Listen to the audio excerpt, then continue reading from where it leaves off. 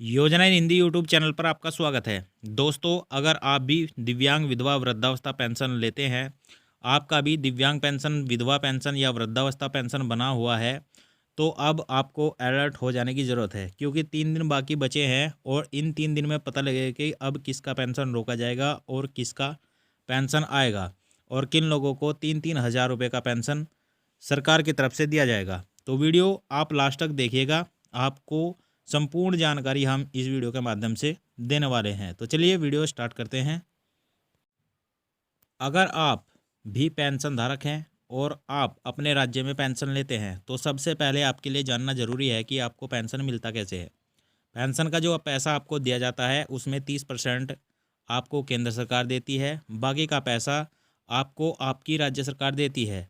और सभी राज्यों में अलग अलग पेंशन दिया जाता है, चाहे आपका महाराष्ट्र हो, गुजरात हो, मध्य प्रदेश हो, छत्तीसगढ़, बिहार, हरियाणा, पंजाब, उत्तर प्रदेश, आप भारत के किसी भी राज्य के रहने वाले हों, वहाँ पर 30% आपको केंद्र सरकार की तरफ से पेंशन दिया जाता है, जबकि बाकी का पेंशन आपको आपके राज्य सरकार की तरफ से दिया जाता है। और इन सभी राज्यों में अलग अलग पेंशन धारकों को दिया जाता है।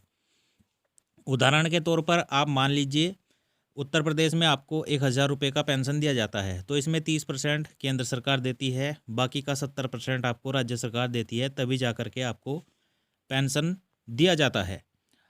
अब अगर आपको भी पेंशन लेना है और आपका भी पेंशन रुका हुआ है 3 महीने से लेकर के 9 महीने तक का, या 4 महीने तक का रुका हुआ है, या आपका 5 महीने का पेंशन रुका हुआ है, तो पेंशन आपको तभी मिलेगा जब आपने अपनी पेंशन में संशोधन करा लिया होगा।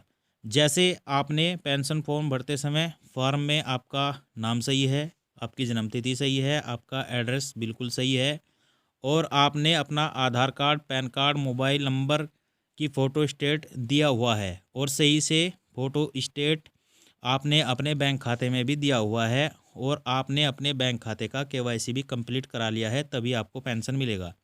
देखिए दोस्तों, अगर आपका 3 महीने, 6 महीने, 9 महीने का पेंशन रुका हुआ है, तो पेंशन आपको तभी मिलेगा जो आपने अपने पेंशन में संशोधन करा लिया होगा। अगर आपका कुछ गलत होगा, आपने उसको सही करा लिया होगा, आपने अपना KYC मोबाइल नंबर के साथ, पैन कार्ड के साथ, और सबसे ज़रूरी आधार कार्ड के साथ करा लिया होगा, अपने बैंक खाते का भी, तभी आप पेंशन के हकदार हैं।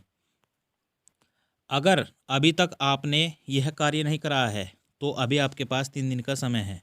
आप जाकर के इसे करा लीजिए, क्योंकि सरकार पात्र लाभार्थियों को ही पेंशन देती है। अपात्र लाभार्थियों का पेंशन काटा जाएगा, उन्हें पेंशन नहीं मिलेगा।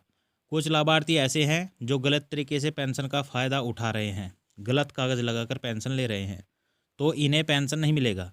वहीं मीडिया रिपोर्ट के अनुसार खबरें सामने आ रही हैं कि जल्द ही सरकार खास करके उत्तर प्रदेश में 1 जनवरी से पेंशन ट्रांसफ़र करेगी, लेकिन यह पक्का नहीं है। जनवरी के महीने में आपको पेंशन कभी भी मिल सकता है, जो आपका 3,000 रुपये, आपका 6,000 रुपये, या आपका 9,000 रुपये 9 महीने का ही पेंशन क्यों न रुका हुआ हो।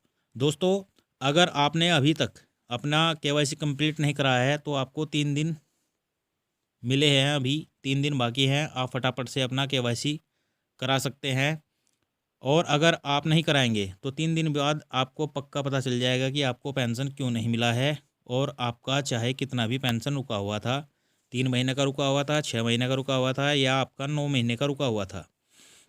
तो दोस्तों, यह थी जानकारी पेंशन से जुड़ी हुई। वीडियो अगर आपको अच्छा लगा हो तो लाइक, शेयर, कमेंट जरूर कर दीजिए, और चैनल पर नए हैं तो सब्सक्राइब भी जरूर करिएगा। मिलते हैं किसी और वीडियो में, तब तक के लिए धन्यवाद।